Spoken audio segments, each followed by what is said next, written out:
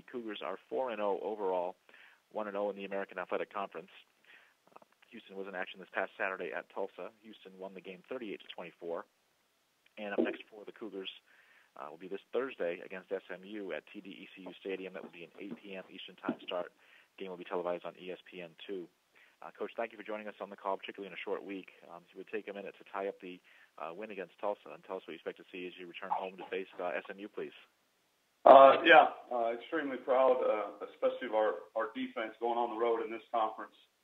As many of us know, this conference is from top to bottom as good as it gets. There's no easy wins, and proud of our team for playing well, especially on defense the whole game. And our offense, we had our ups and downs, but sustained enough drives to score enough points to win the game. So happy with the win, and these short weeks are never easy, especially on the body, but we're doing our best to get ready for SMU, but also be able to stay fresh and not have a cumulative effect as we continue the long season. Take questions for Coach Herman, please. Star 1 on your telephone. We'll join you, put you in the queue. The operator will introduce you, please. We'll take our first question from Dan Tortora with Dan Tortora Broadcast Media. Hi, Coach. How you doing today? I'm doing great. How are you, Dan? Doing well, thanks for asking. Greg Ward Jr., for what he is able to put together in these first few games and for what he did in the last year, over 400 yards, both passing and rushing combined. Just what you can say about him as a weapon. Well, anytime, what we look for in a quarterback in our system is a quarterback first that can make plays with his feet. We don't want, a runner back there that we have to teach how to throw. And the good thing about Greg is he's a lot better thrower, I think, than people give him credit for. His biggest adjustment really at this point, and I feel like he kind of took a step back a little bit against Tulsa, but overall, in the 9 months that we've been here, has made tremendous progress is in the mental side of the game, just reading defenses, getting the ball where it needs to go, all the stuff that, a Division I quarterback should be able to do. And he's getting there. Didn't have a great game against Tulsa when it came to that stuff.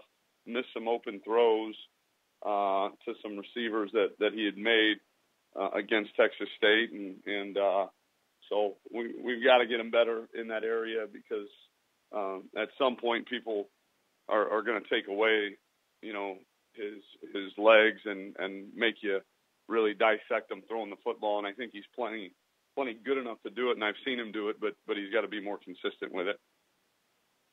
And then as far as scoring, on a note that was made by the conference going in, scoring on the opening drive in all 4 games so far, just what you can say about your offense and your efficiency and how important it is to be the first one on the board.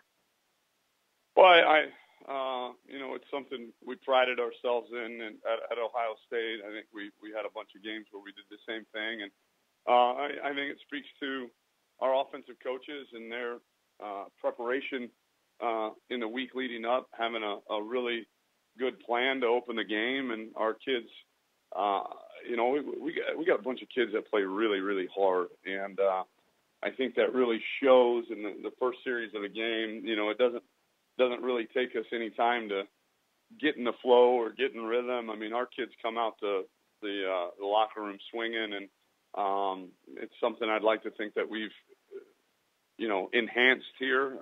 But I think the kind of kids that we recruit, they're fighters by nature, and they come out of the block swinging. And we've got to sustain it better though on offense. I think that's the biggest thing that we've got to do is we've scored touchdowns on our opening drive all 4 games, but I think if you look at our kind of second and third drives, they haven't been great, and then we've kind of gotten back on track again. So we've got to do better in those second and third and fourth drives. Thanks, I appreciate it. Mm-hmm.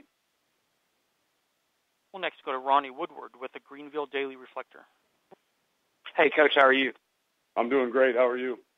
Good. You mentioned the conference earlier and your thoughts on how strong it is. I mean, you and some other teams are undefeated and kind of right outside that top 25 in the AP poll. I know coaches don't like to get caught up with the rankings, but, I mean, do you feel the conference should get some more respect to some extent, or some teams should break into that top 25? Yeah. You know, I'm a bit unsure. You know, there's just when I read it, and again, none of these matter until the end of the season. You know, when we're talking about the group of five, you know, at large bid into the New Year's Six bowl game. So again, we got a long way until that day is here, but it still is a bit confusing to me how there can be a non-Power 5 school with a loss in there in the top 25 in both polls, but yet we've got four teams that are undefeated. All four of them, I believe Navy has a Power 5 win. All four of them have wins against the Power 5 team, and yet none of us are in the top 25. So a little bit confused on how all that whole process works, but like you said, not really concerned about it, because at the end of the day, I mean, we've got 8 or 9 weeks left of the season to go, and what matters is where you're at the end of the season. Okay, makes sense. Thanks, Coach. Yep. And do we have any other questions for Coach Herman, please? Star 1 on your telephone, if so.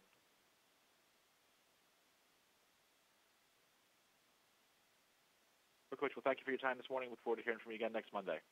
Thank you. Bye-bye. Okay, again, Coach Tom Herman from Houston.